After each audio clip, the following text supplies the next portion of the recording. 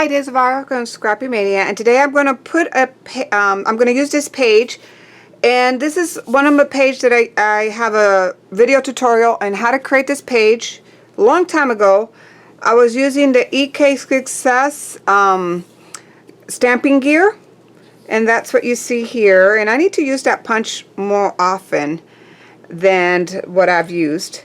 And I also use a quilling. I do have a video on how I created this flower. It's made with strips of paper. I quilt this, and then I just put some embellishments around, and I created this page.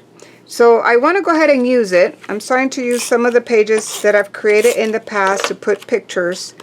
So I'm going to go ahead and put this one here. And let me lift up the flower and then place that there.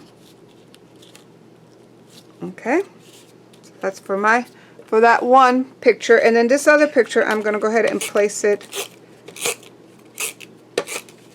on this here.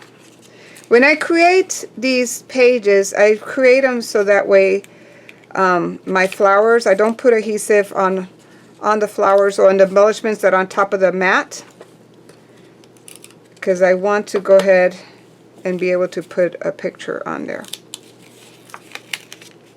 And let me see if I can lift this up.